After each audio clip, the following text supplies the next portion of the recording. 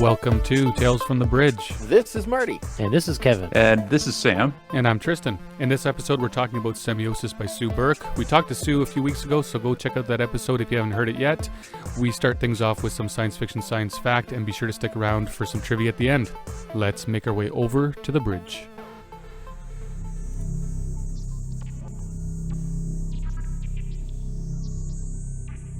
Well, I got to talk to you guys a bit about stuff that's orbiting Earth. And, you know, as old a piece of equipment as it is, the International Space Station has come up in the news just recently here, kind of in a bad way, because they're now talking explicitly about when and how they're going to dump that thing. They're saying in 2031, they're going to let it deorbit, and it will make it through Earth's atmosphere, or parts of it will, and it's going to land out in the middle of the Pacific Ocean.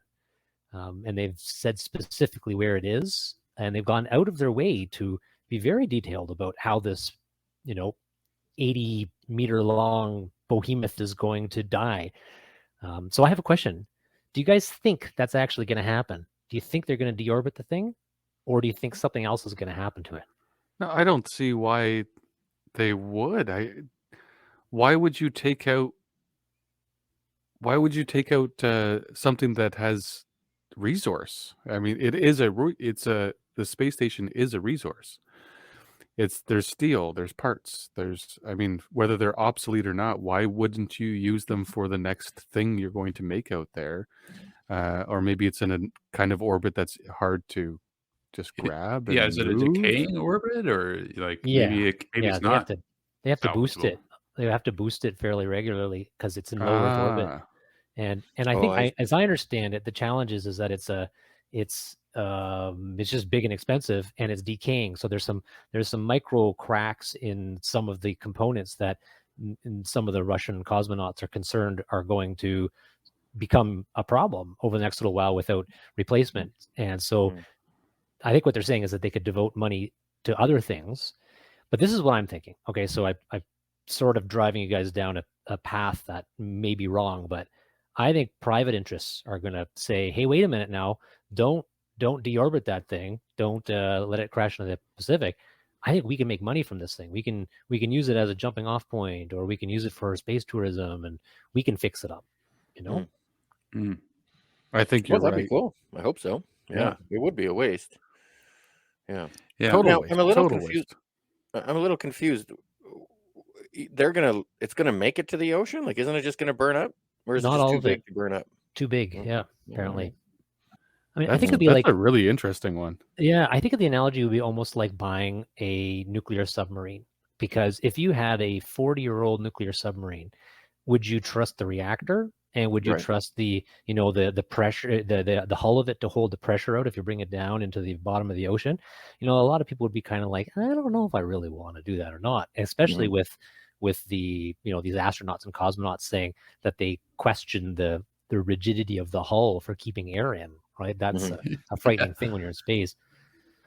Yeah, I guess it's an intensely harsh environment, and maybe that's just the lifespan of materials in orbit.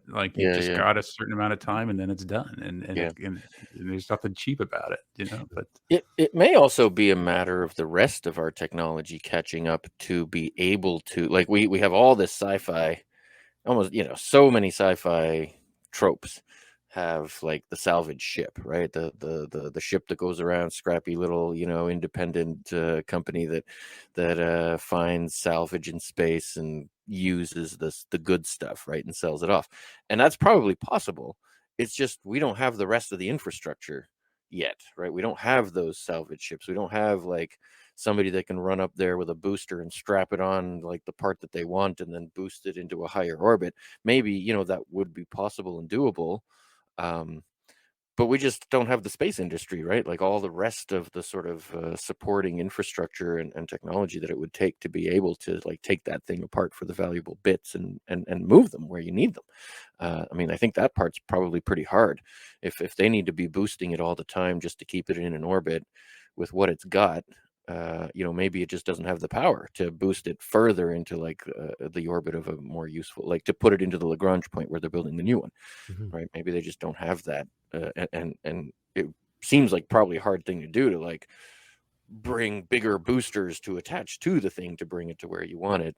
Yeah, maybe we'll be doing that in the future, but not yet. I think that's where it's at. Even if they don't have something to do with it right off the bat, rather than deorbiting it, for reasonable price, you can get a nice Falcon 9 to chuck up a big can of compressed air, and I'm simplifying this, and you strap it to the bottom of it, and you just boost it up into a really high orbit. You depressurize all the units, and over the next decade, you try to figure out what to do with it. And rather than destroying it, just keep it up there, because the amount of effort, decades worth of effort, it just seems like, and there is a thing. This is called the fallacy of sunk costs, right? We've sunk so much cost into this thing that we feel like we have to keep it, but I still kind of think we should. Well, I think in space too. There's just a very basic economic equation of like how much it costs to put a piece of mass, a certain size, up there, right? Mhm. And so you can just calculate the total mass of that thing and how much it costs to just boost it off the Earth into orbit. That's sunk cost that you won't have to spend again in the future if you do manage to keep that stuff. Who knows? The Chinese space station was in the news recently, and I was just sort of taking a look at that, and it's not quite as big as, it's about the same size as Mir, the Russian space station, and it's called the Tiangong space station. My apologies for the pronunciation, but it translates as Palace in the Sky, which is pretty a lovely name for a space station. But once completed, the Tiangong space station will have a mass of between 80 and 100 T, whatever that is. Tons? 1/5 the mass of the international. Oh, tons. Yeah, that makes sense. Roughly 1/5 is the mass of the International Space Station. So nowhere near as big, I guess. But it's maybe they don't need the space anymore, right? Like you can just, it's as the gear gets, I don't know, more modern and technology advances, everything gets smaller and more effective and efficient, and you don't have to have a football field floating in low orbit that is maybe higher maintenance than something that's small, lean, and mean. I'm totally unqualified here to be talking about any of this, but it just sort of connected me to seeing the Chinese station in the news this week, because it's a cool robot that crawls around and works on it. I don't know, but yeah, NASA said they're just deprioritizing that, and they want to. It's all about Moon and Mars. Moon and Mars. Right. That's what they want. I'd say just boost it out to the Lagrange point, and in 50 to 100 years, we sell tickets as a haunted space station. It'll just be for tourism. A haunted space station. Perfect. Yeah. There's the solution. Yeah. So it only takes me about a year to listen to you guys and to take your advice. Just remember that. Okay. But I watched Love, Death, and Robots, first 4 episodes, 4, maybe 5, and I'm excited to visit that because I actually don't watch these long series. Even the Boba Fett series, I've watched 2 or 3. Maybe by the end of this year, I will have finished that. I don't know what it is, but I can't get into these long serials. So Love, Death, and Robots is like perfect. So thank you guys. I don't know how I didn't know about this, but what a great show that is. It's so diverse. Every episode is different. I don't even want to say episode. Every short film is different. The animation is always so different. It comes from different studios. And then, of course, we spoke with John Scalzi, who has written 4, I think he said 4 episodes on that. Or should I call them episodes? I guess you call them shorts. Yeah, I guess. But just shorts within the Love, Death, Robots. What a great show. The imagination and the diversity is just that's alone diversity just like stands out, because now you watch one, you didn't like it, big deal. Watch the next one, you didn't like it, big deal. You're gonna find one very quickly from what I imagine, even though I'm only 4 or 5 in. Yeah. And this, if anybody didn't pick up on that, this is that Netflix series. It's an animated series called Love, Death, and Robots, which is, like you said, Tristan, super accessible. There's something for everybody because all the episodes are so different. There's love, there's death, there's robots, something for everyone. Yeah, and they're short, right? Like you're not investing in like an hour-long episode or like some long series of 10 episodes. They're all independent and disconnected, and they're just like little gems. And I love what our conversation with John Scalzi was so great that, he told us about the inner workings of how that happened, right? Like he wrote some of all my favorite, I think, episodes of that. And it was so obvious to me in retrospect. Once I didn't know that he had written any of them, and once I found out which ones he wrote, it's totally his sense of humor. It's totally off the wall, wacky, very all the funniest ones were by John Scalzi, but they weren't even by John Scalzi. They were just only partly by John Scalzi. And this is even more interesting, right? He said he wrote like a little script that he could read, like the what's it called, automated personal service or something. What was it? Customer service, automated customer service. It's the first episode, I think, of the second season. It's one of my favorites. It's about a Roomba that basically goes haywire. And it turns out, he had written just the automated personal service part, like, what you would hear from this automated service, customer service, if something had gone wrong. And he used to just get up on stage and read, this thing, and it was funny.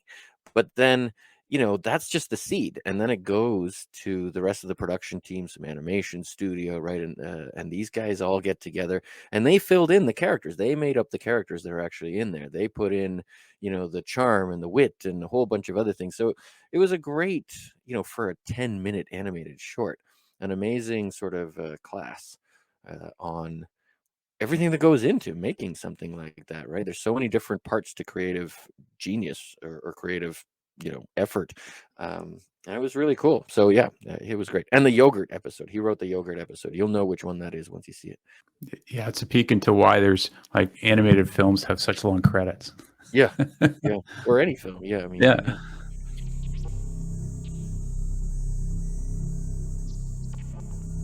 The book of the month is Semiosis by Sue Burke.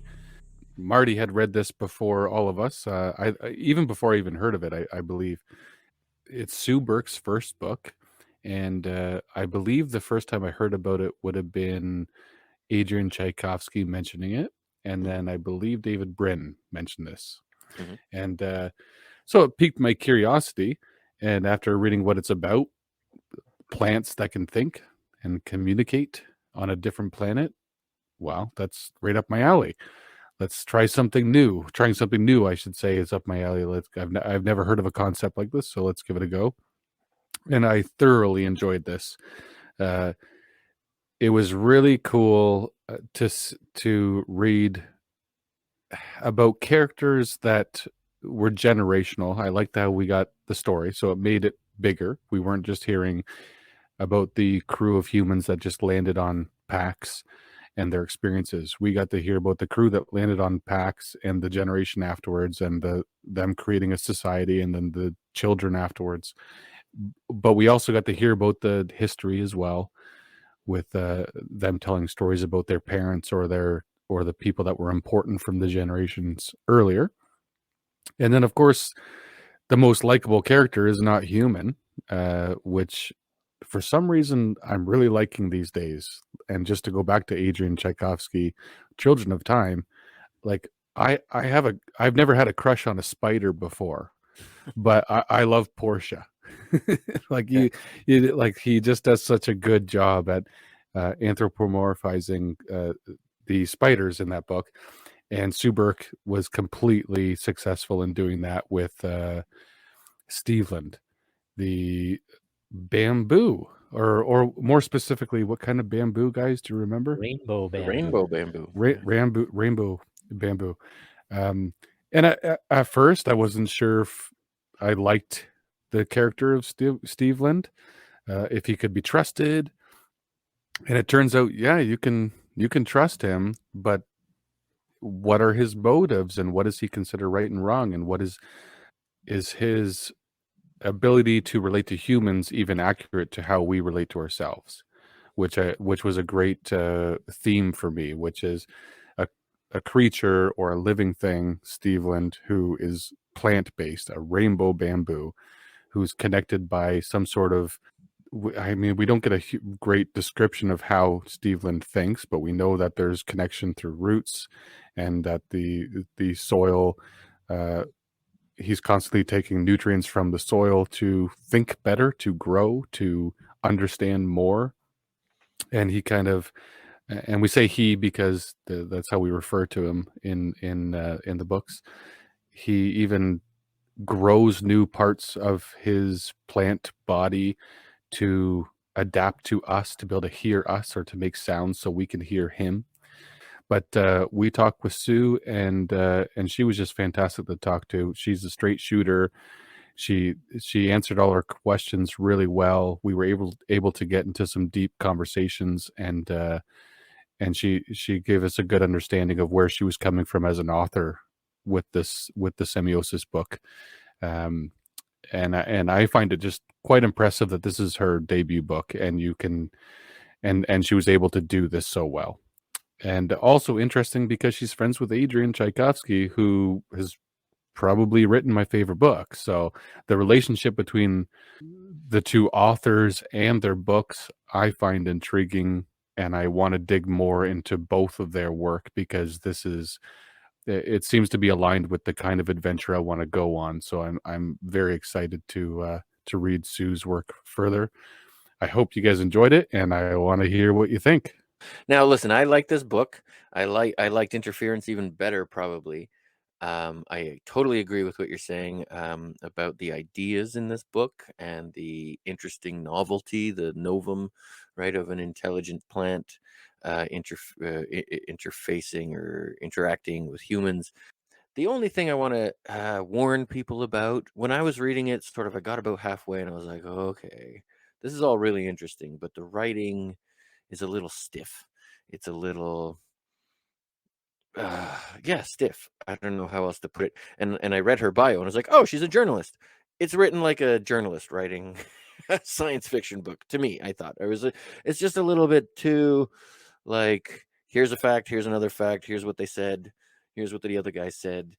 And there was something about it that by the time I got to end of Semiosis, I was like, oh, okay.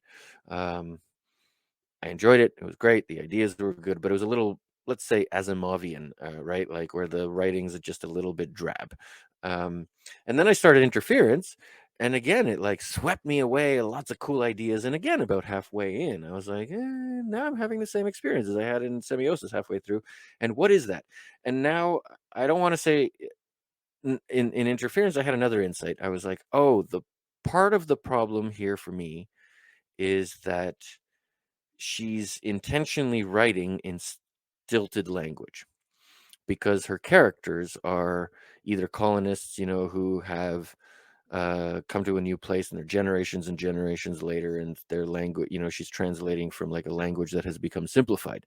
And also she's translating from the language of glassmakers who communicate in scents, like smells, as well as words, and so their language is also simplified. And then you get Steveland, who's also like, she's doing a good job of translating from other languages and other ways of communicating into English. And so it's like a simplified English that you get from a lot of the different characters in different ways. But then, at some point you're like, okay, I'm a little bit tired of reading stilted English. And that's okay. Like, it's like succeeding for me, I was totally willing to forgive it.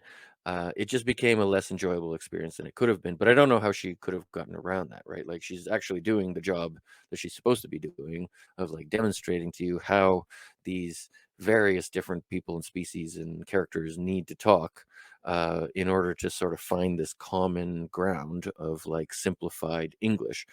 but it gets a little tiresome to be reading simplified English, for hundreds of pages after a while. So that was my only complaint. And since I've been complaining about stuff, I'm just going to lay that out there. I'm the complainer. And I'm going to try to be more positive, like with my films and TV and movies. But the ideas were great. The story was unpredictable. I loved the ending of Semiosis and also in Interference. There's sort of like a climactic event in both books, like 3/4 of the way through, or just before the end, right? Where like there's a big battle or there's a big scene. There's something that comes, and I think she pulled that off in high style. It's really, I really appreciated it. It stands out in my mind and my memory as sort of one of these scenes that really is unique in my reading experience, and everybody should read it. Go for it. Yep, there you go. I liked it. I think she's self-proclaimed hard sci-fi author, right? She said that the books needed to be internally consistent, and you're right. That translation thing was interesting because she's also a translator, like from Spanish to English. She's a professional translator. And she's been writing for a long time, right? This might be her first novel. She's written many novelettes, and I think something like 30 short stories that have been published. So, and that's over the last 15, 20 years. So she's done a lot of writing in the past. And this one I think it was nominated for the Arthur C. Clarke Award. And, but yeah, I take your point, Marty, certainly. I often ignore that stuff, and I forget about that, oh yeah, the writing is important, and it really is. But again, the ideas here are pretty cool.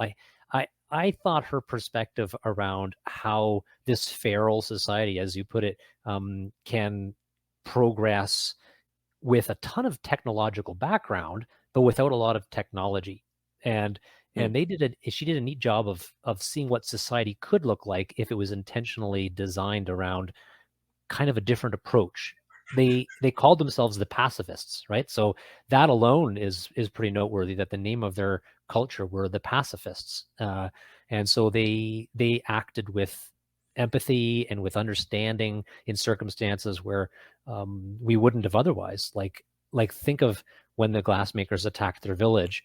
They had the opportunity to just wipe them out, and they didn't. They went in and they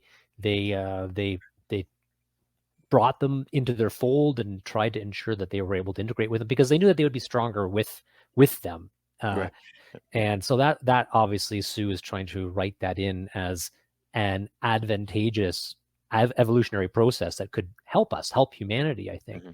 Also, I have to mention central theme and central conclusion of Adrian Tchaikovsky's Children of Time, right? Like the same thing happens there, this sort of like radical empathy and inclusion of the enemy rather than destruction. Yeah. It's to our benefit to try to not wipe them out, but include them into our fold, right? The other is not the other. It can be part of the us. Yeah. Yeah. And she, I also thought was really cool when she was talking about the generations, how the generations differentiated themselves so much from each other. They, through their dress, through their hairstyles, and so they almost didn't associate that much. Generation 5 was different from Generation 6. She kept saying how Generation 6 thinks this way and Generation 5 thinks that way. It's almost like cliques based on the generations. And I guess if you came from a generation starship and you landed on a planet where the generations are getting exponentially bigger, how that could actually be very significant. Like we kind of ignore it. We have Gen Y, Gen X, baby boomers, and we talk about it from time to time, but it's not super relevant, Yeah. But it could be in this context. Yeah, it's not discrete. Anyway, I also went quickly on and read all of Interference, and I am waiting for the third book, which Sue said that she's writing, and she told us the title of it. So I don't remember. It was good though. It was a neat title. It'll be in the episode that we published with the interview with her. But I'm going to be interested to hear about more rainbow bamboo drama, because there'll be more rainbow bamboo drama occurring, because that one, Interference, really left it on an interesting ending. Yeah. Yeah. And there's a third vote for recommendation of this book, Semiosis. Yeah, I thought it was good.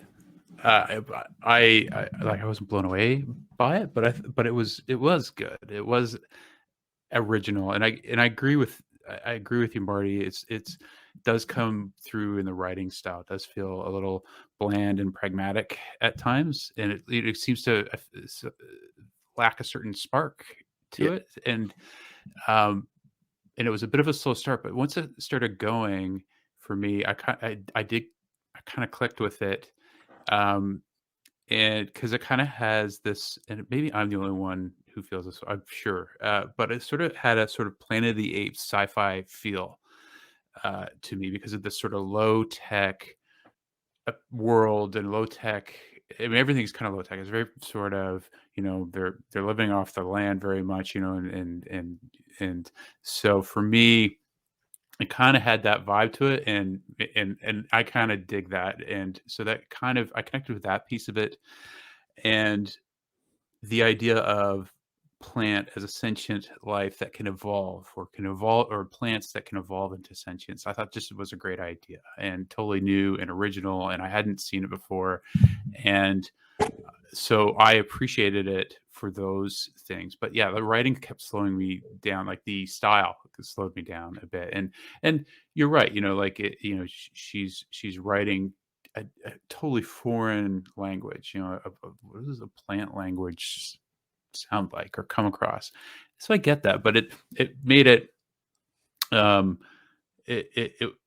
it made it a different kind of read where I liked it, but I wasn't pulled along. I think that's a Marty saying, a book kind of pulls you along, and I like that. And this didn't quite do that for me, but I read the whole thing. I enjoyed it. I didn't want to put it down, but I wasn't like looking at my clock at one in the morning going, oh crap, I got work in the morning, but just one more chapter. It didn't do that for me. But and the stakes always felt high too, like, because I never knew to trust Steveland the plant, right? Like I always felt like anyone can die here, and so that's a hard thing. That's a hard balance to strike, I think, to have the stakes feel a little unpredictable, and to not really, like, I couldn't call it. I didn't know where it was going to end and how it was going to end. So that, I think, is a good sign of things too in a read.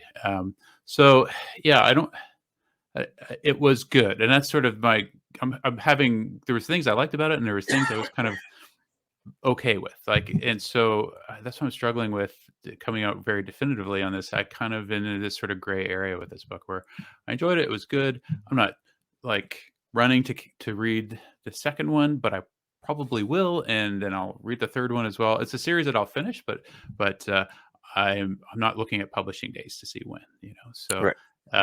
But it's a good book, and that's good enough sometimes, right? So yeah. Anyways, that's my hot take. Nice. What are we reading next? Should we get right into that or something else? Oh yeah. Hey, it's my turn again. Right. Well, no, I think we're skipping Marty. Sam, what do you got first? Oh man, no. I'm gonna make you read something hard and dreadful and really emotionally intense.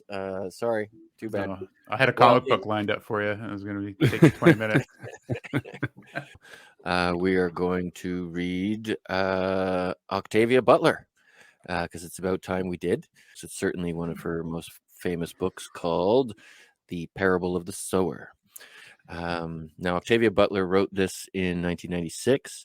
She's a Black author, a Black woman, kind of really evokes, for me, I've started reading this and now I see, like, oh, okay, it reminds me right away of N.K. Jemison's work that I recommended 4 months ago, the 5th season. So it's not a happy, pleasant book. It's definitely a post-apocalyptic. It's very literary, I would say, from what I've seen so far. It's the Hugo Award was given for the graphic novel adaptation of The Parable of the Sower this year, and I hear the movie rights are in play. I won't be surprised if we see a movie of The Parable of the Sower soon.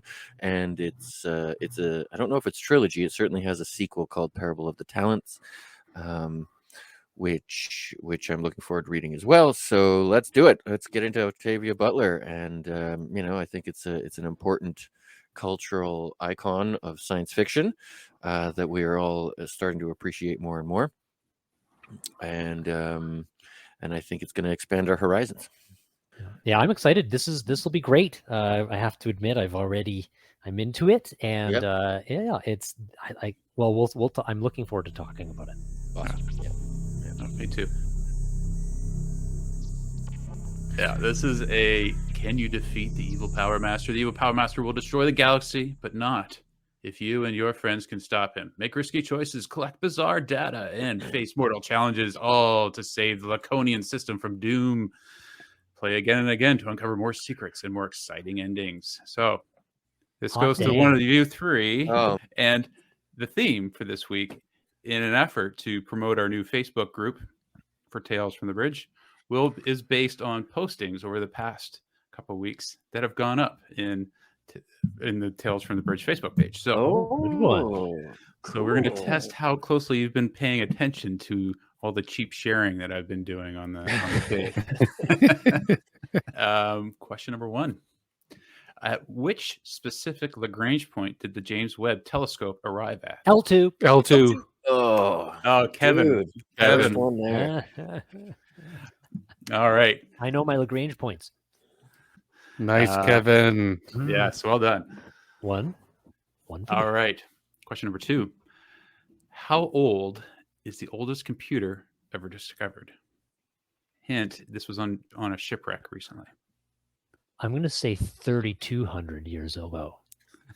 I am going to say, I think you guys are right. I've heard of this thing, and it's like an ancient say $1 artifact. $1. So I'm going to say 2,500. There you go.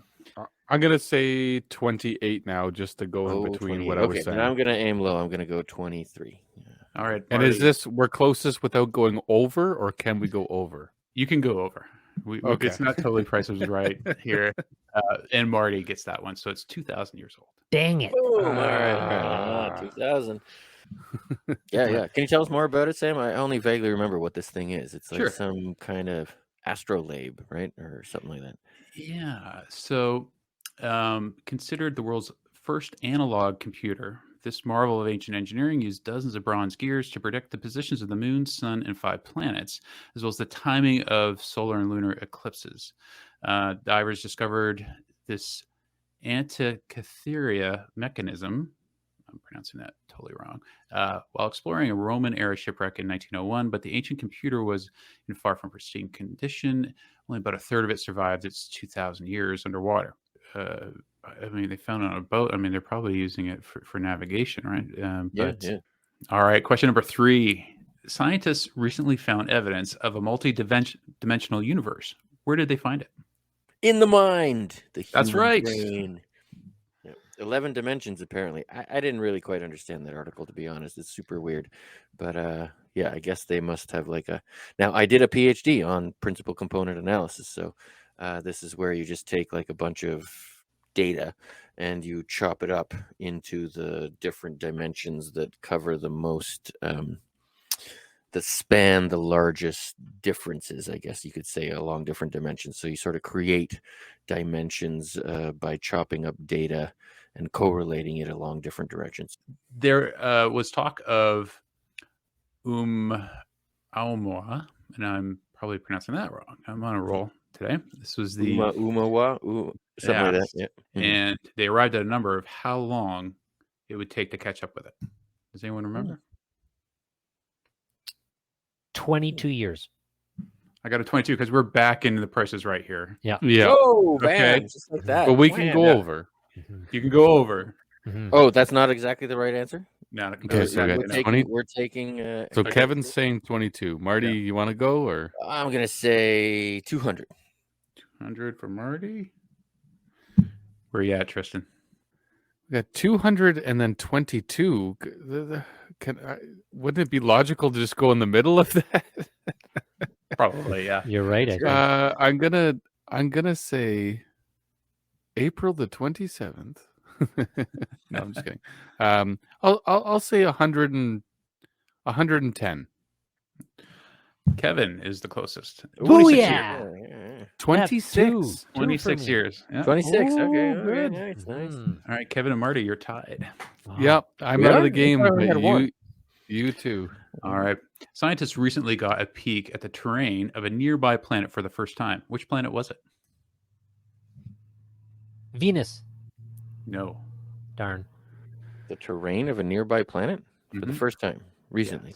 Yes. That's not Mars, presumably. We've seen lots of that. Mm-hmm. No, it's I remember seeing this article. Is it an Sam- exoplanet or is it in our solar system? Or is that part No, of the question? it's in our solar system. Oh, okay. Mercury. No. We've been able to see all the planets for a long time, except for I Venus. think are you thinking of the moon? Because I know there's been better pictures of Europa and Titan in the last few months. A moon, but those aren't planets. Well, I know, but that's what I'm saying. You have to be specific here. well, it could be a moon then. Well, Oh, now I'm good. going to give this one to Tristan because he did say Titan, and it was Oh. Titan that. There Oh. you go. Yeah, there you Oh. go. There you go. Yeah. All right. Where's Endor? 2312. That We learned En- from 2312 that Endor is going around Pluto, though, right? Yeah, no Mercury. Okay, Endor's around Mercury. Yeah. All right. Who was the best Doctor Who? Oh, the fuzzy hair guy. Matt Stone. I- Oh, did I get that? Well, No, Baker. Yeah, the fuzzy hair guy. Yeah. Oh, So fuzzy hair guy. Okay. yeah, Tom Baker. So I got to give that to Tristan for getting the name Ah, Baker. So you're all tied, two We're for all two tied. for two. Uh-oh. I gotta say though, Got another Matt Smith is my personal favorite, but I know That's what I that meant. Baker is Baker is amazing. He'd be my. I also like Peter Davidson though. That guy's that was the '80s when I actually was able to watch those when they somewhat came out. I remember watching those a little bit. Mhm. Well, David Tennant was good. It's just he's a bit of a dick. Yeah. So it's hard to like him. So here's the tiebreaker. You're all tied for two. So Okay. this could go any direction. Here we go. Nail biter for probably one of the best sci-fi series just ended recently. What was that series? Expanse. I'm not accepting the prize though because I won on ones that weren't difficult, and Kevin and Marty got you got got difficult three. questions. It's all good, man. Yeah, for sure you got it. No, throw another hard one in there. It's Sam. you own the board late, game, but man. that doesn't mean that you can't give it away. Now you got to choose who's your favorite, Kevin or Marty. No. Thanks for joining us, everyone. That was another fun episode. We hope you enjoyed it. Please rate our show wherever you listen to podcasts. We'd love to get some feedback. Also, write us an email. Let us know if there's a book we haven't talked about yet and you want us to talk about it. We'd love to hear more from you. Thank you again. Until next time.